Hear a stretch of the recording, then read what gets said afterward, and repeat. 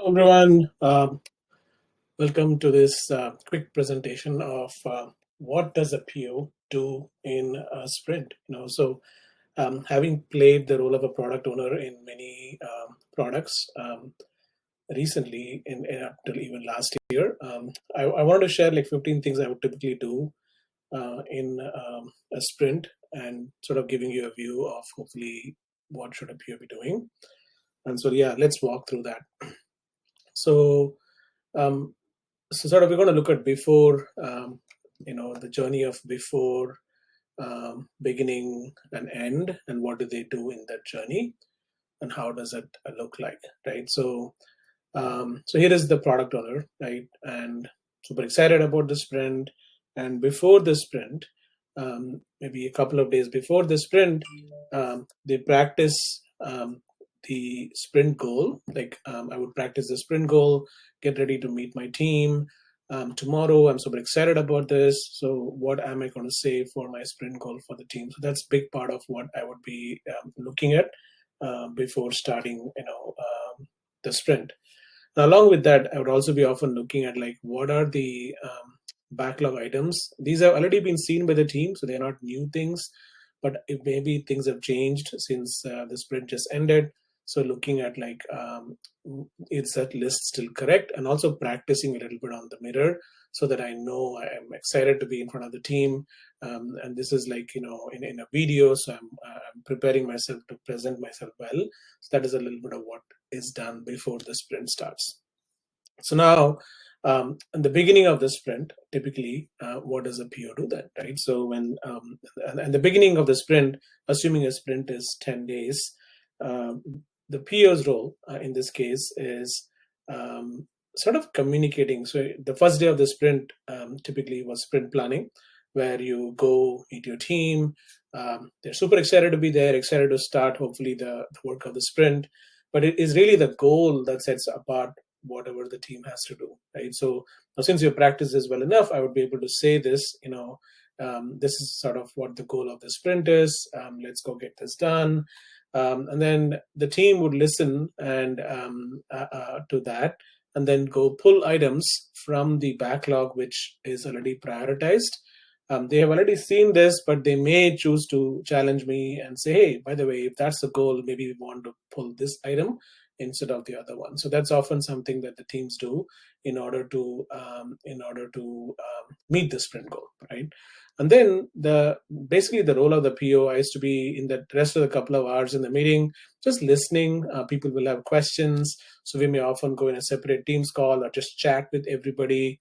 And mainly, what the team is doing is sort of tactically breaking down the items for that particular sprint goal. These are the to-do items, and they'll go one by one and break them into all the tasks and little bit nitty-gritties of what needs to be done. And my role used to be generally listening in, right? So not a whole lot, but if there's a question, I would answer that. So that is sort of typically a sprint planning day. A couple of hours would go by.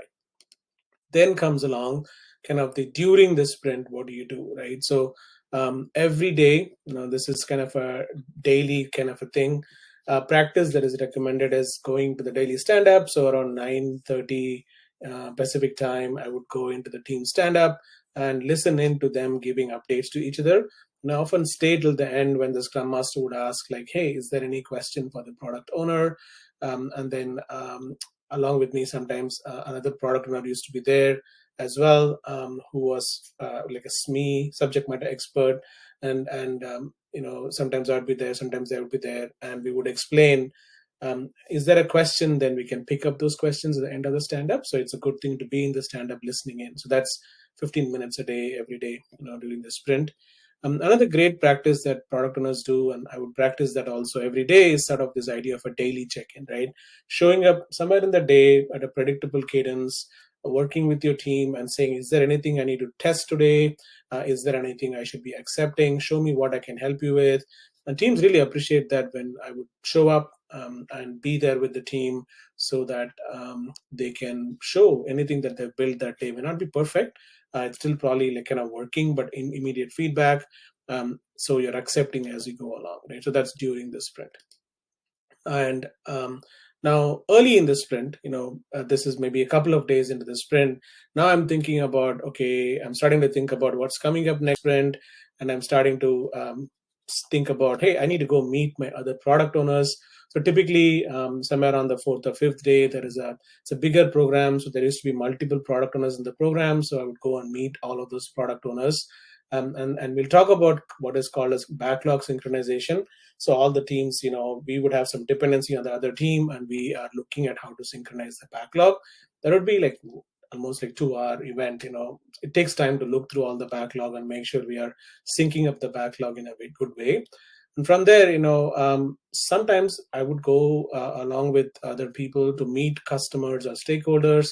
There may be some questions. Maybe we're running something else like a visioning session, or just like meeting them to understand something that I want to know more.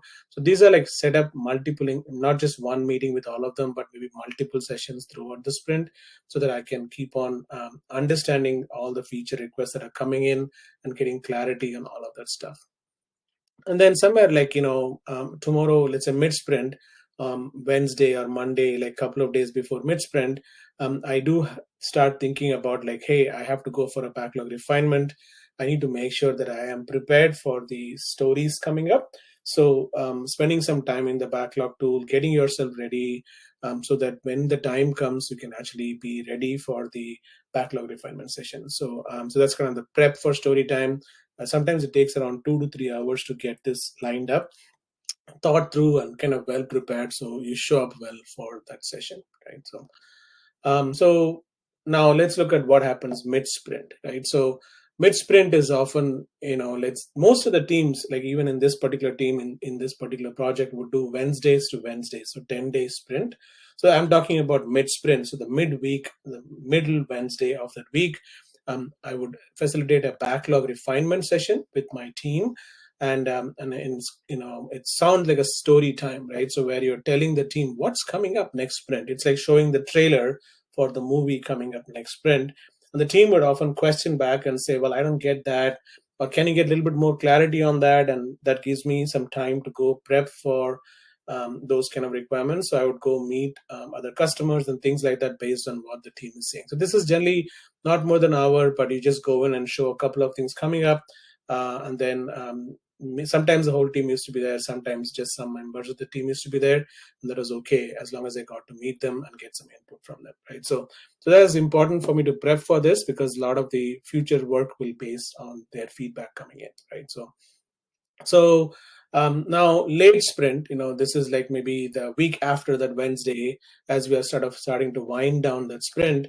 The view would most of the time would be spent, like the daily check-in, or more than once the team members would call and say, they would move in the tool, hey, it's ready for acceptance. And I would sit with them and test the product. In this case, it was kind of an emergency management system. So test the product and make sure that the acceptance happens, and then that we mark those items ready for demo, so that when it comes time for the customer demo, that we know what we are demoing as a one Scrum team. So that was kind of a late sprint throughout the process acceptance. And then at the end of the sprint, this is where, the last day of the sprint, we would have like a sprint demo. This is where I would have already invited most of the stakeholders. Sometimes some additional people would be invited as well. And along with me, the Scrum Master, and the entire team, we would sort of happily go through each of these items that were finished in the sprint, and we'd ask for their feedback. And I would note down some of the feedback that's coming in. And there's no promise that it'll be done, but hey, we're listening to you. And sometimes I would even go after this demo, because some people may not show up. So we'll often record this so that people can see it. And if they have a question, they would call me and I would go talk to them, right? So that is like an hour or so, not more than that. Very less PowerPoint, was like not much was used at all here. And after that was like a closed door session, which we enjoyed going to, called retrospectives, where a lot of the times they would give me feedback as a product owner, how I did.